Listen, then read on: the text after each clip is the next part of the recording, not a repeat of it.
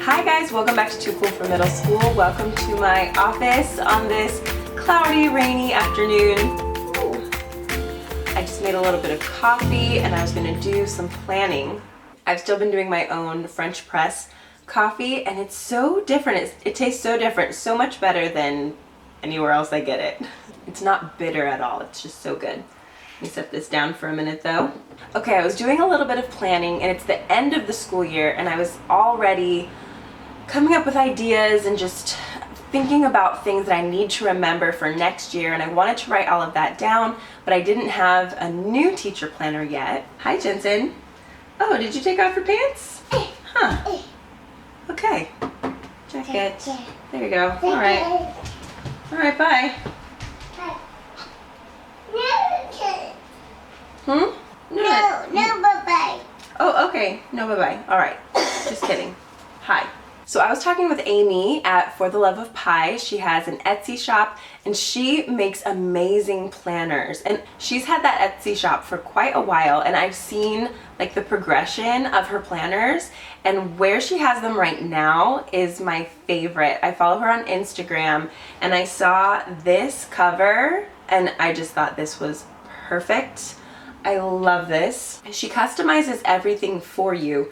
So mine says Mrs. Forbes Planner and I love the floral. I just think this is gorgeous and this is nice and like durable.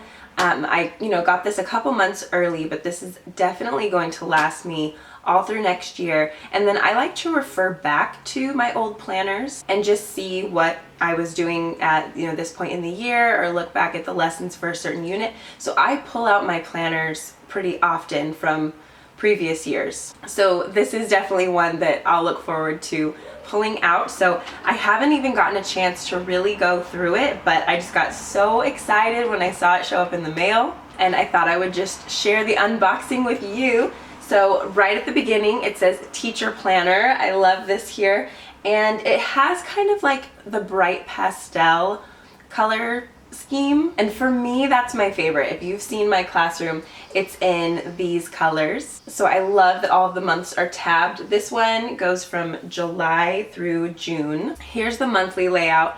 It's quite simple, which I love. It doesn't have too much fuss going on, but this one kind of has a like lavender color scheme. Each day is big enough that you can write down something specific on it, like maybe the name of the professional development and the address and what time it starts. And then over on the side there are a couple of spots for stickers if you want to decorate it, or just like lists of things that you need to get done during that month. Need some more coffee here. I've found that some teacher planners are like really geared towards elementary, and sometimes they don't work for me in middle school. But this one I could see it working either way. So the days of the week go this way. So this is like Monday, July 25th. And then if you're an elementary teacher and you want to write the different subjects going along the side here, you could do that. Or like for me, I would write like the different periods, like period 1, 2, 3, 4, 5, and 6. We actually have 7 periods a day, but one of those is my prep, so I wouldn't need all those anyway. So 6 is perfect. And then you can also keep track of something at the top here, which is so useful. With my last year's planner, I found myself needing to do that because like sometimes I had traffic duty for the week and I would forget and not have anywhere to write that down. So it's good that you've got that at the top. And then also with my last year's planner, since it was just for teaching, I didn't have any Saturday or Sunday space, but this one just has a little bit. And that's perfect because I just use this for teacher stuff. I have a separate like life planner, but occasionally I do just need to write down something for the weekend just so that I know that's coming up, or I have like school stuff scheduled on the weekend that I just want to write down. You've also got a little list here for just important things in general, and a checklist for stuff to get done. Like for me, this would be like grading, like the things that I need to get graded that week.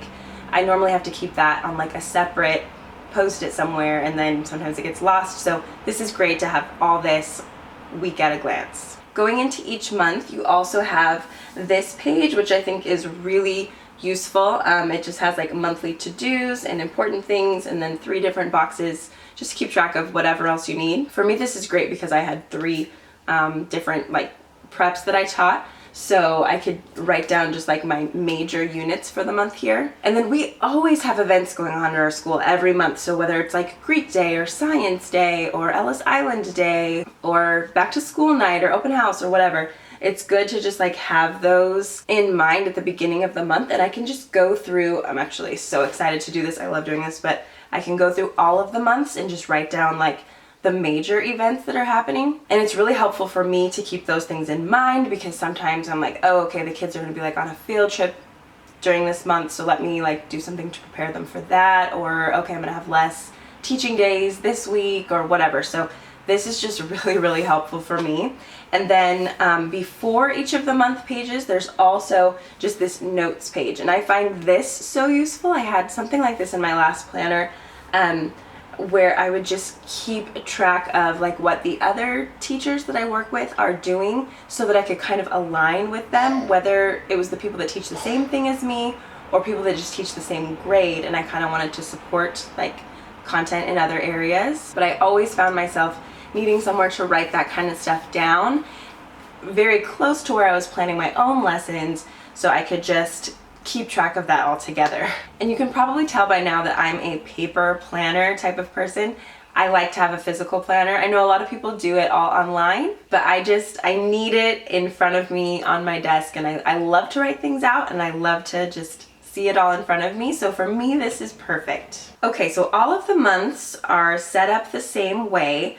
And then this was so designed by a teacher, because you've got a couple tabs in the back that are just very useful for teacher stuff. So there's a tab that just says teacher, and it has things like your schedule, which I really need to write down. We're on a rotating schedule and I never know what the heck's going on. So this would be helpful for me. It's got a place for like your passwords and different websites, contact lists. This could be useful for just like people at the district or whatever that I don't know, maybe you don't always feel like Googling their phone number, maybe just write it down. There are a couple of checklist pages, and I love this kind of like a brush stroke thing. I love these graphics, and I really like the fonts and everything that she used. So for me, the aesthetics of it are just totally perfect. There's a section right here for professional developments, and the date and the time and the location and what to bring and the number of hours. For some people, this is really important to keep track of, because you need to get reimbursed for it, or you need to put these things on like your transcript, or it's gonna help you get paid more. If you're a new teacher, it's really good to keep track of your professional development, because you can put that on your resume if you're ever applying for other jobs. But a lot of times I sit there and try and think of the professional developments that I went to, and I'm like, was that this year or last year? How long was that? So this is actually a really good idea to keep track of that all in one place. There's a volunteer list right here, which is really nice. Like parent volunteers. And you know what would be cool to have this for is like later in the year, if you wanted to do thank you cards or something all at one time, you'd have everybody in the same place. You've also got a place for conference schedules right here. This would definitely be useful. I, just find myself making my own schedules for things like that anyway, so this is all in the book. And this is another one of those things that I find myself just making my own little chart of, but it's just all in this right here. This is parent communication, so you write down the date and the student and maybe the parent's name, or like mom or dad or aunt or whatever, who you talked to, the method of contact, and what you discussed. And if you've got kids with either like behavior issues or issues with their grades or something, you need documentation of when you contacted those parents and what you've done on your end. And sometimes you are directly asked to provide that information, and you need to have the date, who you talked to, and like proof kind of, or a log of what you've done so far. So this is really important to keep organized. And to be honest, sometimes I live on the edge and I don't keep that as organized as I should. So I'm glad to have this for this year. There's also a tab for student stuff. So here's where you can keep a class list. This would be really useful for elementary students, but there are several pages, so I could keep track of my multiple periods. There's some graph paper for seating arrangements, and honestly, sometimes I just like to write out the seating arrangements. Kind of depends. I just hate making a new seating chart in general. It's just annoying, no matter what format it's in, because I'm just trying to figure out how to like separate these two and keep these ones over here, and then like certain people need to be in front, certain people can't be by them, and I just hate making seating charts, but anything to make it easier. There's a section for student birthdays and then goal trackers if you've got maybe like reading levels or like math scores or things like that where you want to track growth. Oh my gosh, I didn't even notice this part before when I was flipping through this. Thank the Lord. Okay, this is Snapshot of Iep. So the student's name, their ID, date of birth, end of the IEP, grade level, behavior plan. Wow. Okay, like if they go with like a speech and language pathologist or a physical therapist or occupational therapist, and what days and times. Oh my gosh. And then like important info about them and what they need to work on. This is so good. I am so impressed. This is something that you can never accidentally show on Instagram or YouTube or anything. This is very, very sensitive information, but to keep it all together for yourself, this is amazing. I'm really looking forward to having that for next year. This is similar. This is accommodations at a glance. So the student and the reason for it, maybe it's a medical reason or if they have a 504 plan or an IEP, and their classroom accommodations, testing accommodations, and then just any other notes. Okay, I'm really starting to feel like if you're a new teacher, you need this planner just because it shows you from an experienced teacher's perspective all of the things that you need to be keeping track of, and it really supports you in all of those things. The last section is just like notes, like this is kind of like a bullet journal style notes. Then you have lined pages, and you've got a bunch of like checklists, things like this that you could maybe use for grading or whatever. Oh, and I just noticed at the back it's got more flowers. So this is so pretty, so functional. Honestly, not that thick, you know, like I could, well, honestly, I don't carry my teacher planner back and forth too often. It's mostly just at my desk, but this isn't something super bulky, and it's so pretty. I can definitely bring this to planning meetings and staff meetings and IEP meetings and stuff like that. But this really just has everything that you need from the perspective of a teacher. And again, if you're a new teacher, I think this would be a really great resource for you. There are plenty of teacher planners out there, but I can just see a difference with this one, that a teacher herself actually made this and knew exactly what would make her life easier, and she put it all into this planner. So I will leave a link below for how to get in contact with Amy from For the Love of Pi. She can personalize everything for you. She's got a bunch of different covers, a bunch of different layouts, and I guarantee you this will make your life easier as a teacher. I'm so excited to get started and just like